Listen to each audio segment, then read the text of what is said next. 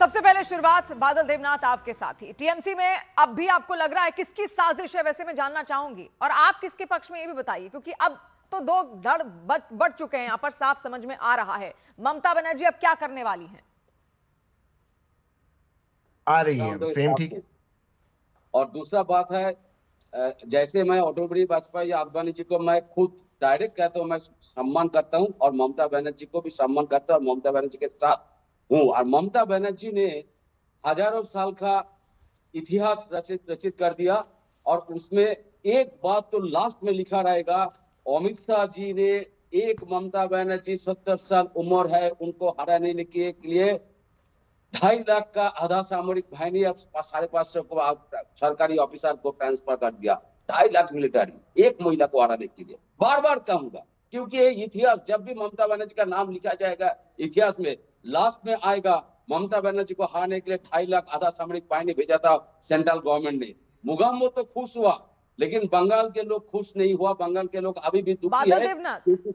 ममता बनर्जी का नाम तो चलिए इतिहास में दर्ज हो जाएगा, आप कह रहे हैं इतिहास में लिखा जाएगा, फिर अभिषेक बनर्जी के नाम का क्या होगा? जो नाराजगी उनको लेकर चल रही थी, सारे विधायक कह रहे हैं आपके कि ममता बनर्जी से कोई दिक्कत नहीं है, वो अब भी टॉल लीडर हैं, वो अब भी मजबूत लीडर है, लेकिन जो प्यार उनका अभिषेक बनर्जी को लेकर था वो उनको ले डूबा। ऐसे मैंने हजारों किताब में, हजारों स्टोरी में मैंने देखा, कोई भी राजा जब उनका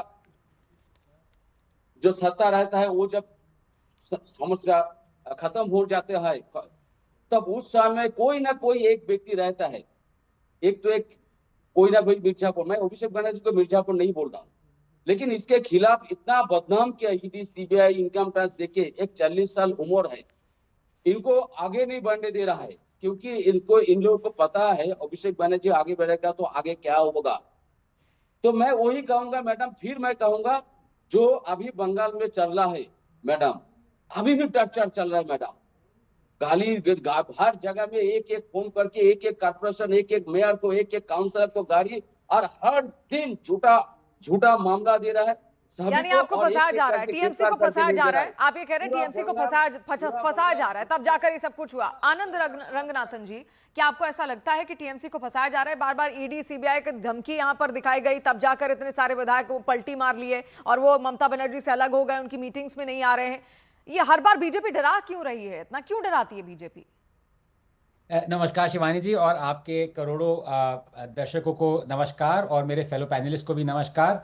देखिए, इससे पहले कि मैं मुद्दे पे आऊं, आप मुझे प्लीज 10 सेकंड दीजिएगा। जो मेरे प्रीवियस पैनलिस्ट हैं, मैं उनकी बहुत इज्जत करता हूं, माधव जी हैं उनका नाम, और उन्होंने जो कहा कि 1000 साल के बाद भी ममता जी का नाम याद रखा जाएगा, मैं इनसे पूछना चाहता हूं कि 1000 साल पहले आप किसी महिला का नाम जानते हैं भारत में? जरा बताइए। 1000 एडी में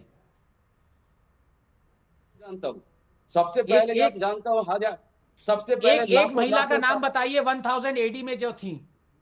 मैं सबसे पहला नाम लूंगा जो सबसे दुखी था, सबसे आंदोलन किया, सबसे पूरा ब्रह्मांड को बचा, उसका नाम माँ पार्वती माता है, माँ दुर्गा माता, महाकाली है। उसके बाद मैं माता बताऊंगा। नहीं, मेरा सब्जेक्ट तो मैथोलॉजी है। मैं ये आपको बताना चाह रहा था कि अभी से आपने पहले माँ 1000 साल बाद क्या होगा। महाकाली का नाम लूंगा जो ब्रह्मांड को बचाया, बहुत दुखी था, बहुत कुछ सहन किया था मैं। उसके बाद किसी महिला को नाम और भी नाम जाता है, रानी लक्ष्मीबाई है, मतंगनी हाजरा है, और बहुत सारे पद्मा नायडू जी है। बहुत सारे नाम है। अब जरा मुझे मौका दीजिए, बताइए कितना नाम बोलूंगा, बोलिए। अब सुनिए बादल जी, सुन लीजिए एक मिनट। शिवानी जी, क्या मैं अपनी बात रख सकते हैं? आनंद जी, अपनी बात रखिए। बिल्कुल। Thank you. मैं ये कह रहा था, रानी लक्ष्मीबाई 1000 एडी में नहीं थी भारत में। मैं कहना ये चाह रहा था कि आज से 1000 साल बाद किसका नाम कौन याद रखेगा, ये दूर की बात है। आज से 1 साल बाद क्या ममता जी का नाम कैसे याद रखे जाइए, इसकी जरा चिंता करिए। आप ये देखिए कि ममता जी ने पिछले 15 साल में क्या किया है। उन्होंने एक ऐसी पार्टी खड़ी करी है जो कि पार्टी ने इतना बुरा नहीं किया। 70-78 उनके पास एमएलएज हैं जो कि परफॉर्मेंस, आप कांग्रेस को देखिए, उनका तो सुपड़ा साफ हो गया।